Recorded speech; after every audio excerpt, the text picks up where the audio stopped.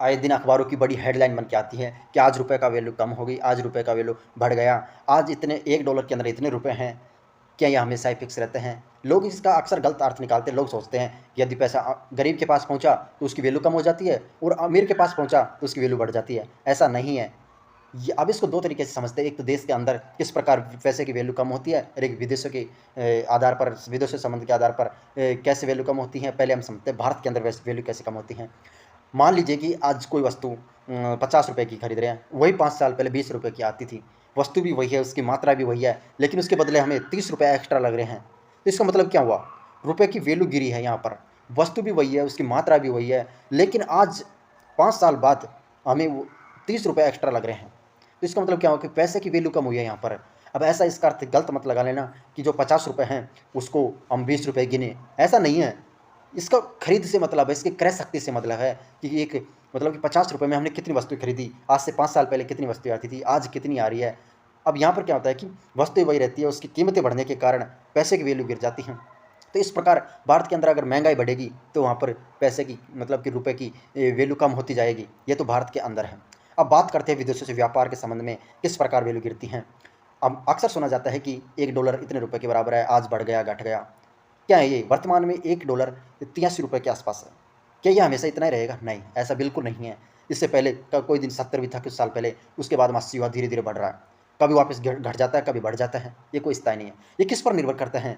ये निर्भर करता है कि हमने विदेशों से या विदेशी मतलब अन्य देश से व्यापार कितना किया, कितना आयात किया, कितना निर्यात किया और हमारे पास विदेशी करेंसियाँ कितनी मौजूद जमा है हमारे पास।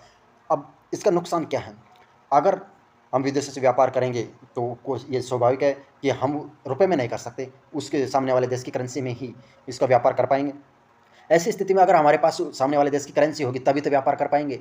अगर हमारे पास करेंसियाँ कम हैं, तो व्यापार कम कर पाएँगे तो भारत के अंदर भी डॉलर का वैल्यू बढ़ जाएगी। जो व्यापारी हैं वो आरबीआई से अधिक मात्रा में मतलब आरबीआई को अगर पैसे देंगे, डॉलर देंगे तो उसके बदले ज़्यादा रुपए लेंगे।